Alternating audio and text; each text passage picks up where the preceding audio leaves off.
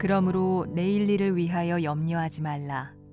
내일 일은 내일이 염려할 것이요 한날의 괴로움은 그날로 족하니라. 오늘 여러분들과 함께 나눌 말씀입니다. 마태복음 6장 34절. 오늘 염려하지 말라, 이런 말씀을 함께 나눠보려고 합니다. 그러므로 내일 일을 위하여 염려하지 말라. 내일 일은 내일이 염려할 것이요 한날의 괴로움은 그날로 족하니라. 재밌는 표현입니다. 내일 일은 내일이 염려할 것이요. 염려는 우리의 몫이 아니라는 말이기도 하죠. 유진 피터슨의 메시지 성경은 이 부분을 이렇게 표현하고 있습니다. 하나님께서 바로 지금 계신 일에 온전히 집중하여라. 내일 있을지 없을지도 모르는 일로 동요하지 마라.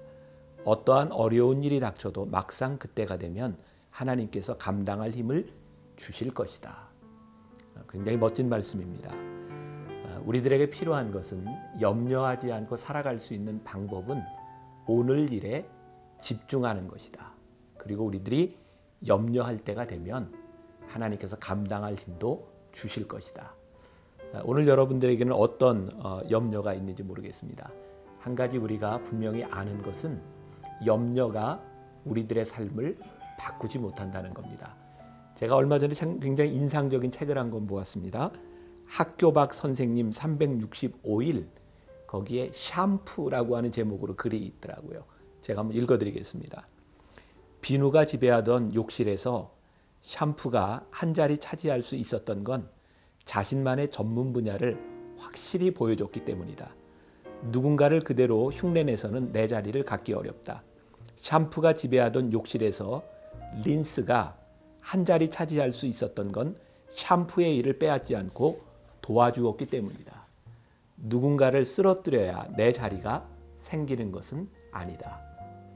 가만히 우리의 염려를 보면 누가 내 자리를 뺏을까 봐 염려하기도 하고, 오늘 우리들 가운데 누군가는 그 자리에 올라가기 위해서 전전긍긍 염려하고 있는지도 모릅니다. 하나님께서는 우리들에게 이렇게 말씀하세요. 내 자리에서 최선을 다해라. 파리에 가면 유명한 명물이 하나 있습니다. 에펠탑이죠. 1889년에 이 탑이 완공되었을 때 사람들이 소위 이렇게 말을 했답니다. 쓸모없는 철제 괴물. 그래서 이것을 해체하느냐 마느냐를 가지고 논란이 무척 많았다고 합니다.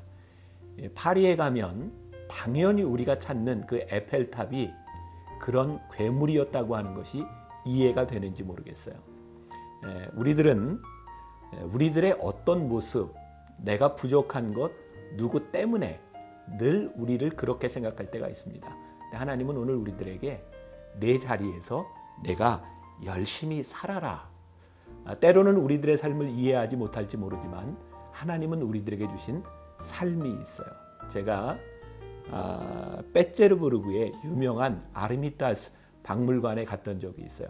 저는 처음으로 그림이 이렇게 재미있다는 걸 알았어요.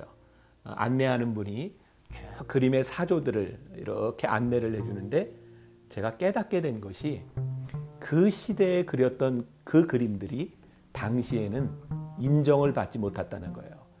놀라운 것은 명화들, 멋진 그림들은 다음 세대를 열어가기 위해서 준비했던 작품들이었다고 하는 게 제 마음에 참 많이 와닿았던 생각이 듭니다. 우리들의 자리, 염려하는 것으로 되는 것이 아니라 오늘 일을 열심히 살아가는 것이 우리들에게 주어진 일이기도 하지요. 제가 가끔 그런 생각을 합니다. 눈이 소복하게 쌓인 그런 들판을 바라보면 어디로 발걸음을 내디딜지 몰라요. 아무것도 없습니다. 누군가 첫 발을 내딛고 걸어가면 그 길이, 그 발자국이 길이 됩니다. 참 멋지지 않아요? 염려로 인해서 우리들이 발걸음을 내딛지 못하는 것이 아니라 오늘 여러분들의 삶에 여러분들에게 주어진 믿음의 발자국을 내디딜 때 누군가 그 길을 따라가고 그 발자국이 길이 된다고 하는 것은 굉장히 놀라운 일입니다. 염려로 여러분들의 삶을 망가뜨리는 것이 아니라 믿음으로 여러분들에게 주어진 발걸음을 힘차게 내딛는 하루가 된다면 참 멋지지 않을까. 염려하지 마십시오. 하나님이 함께 하실 것입니다.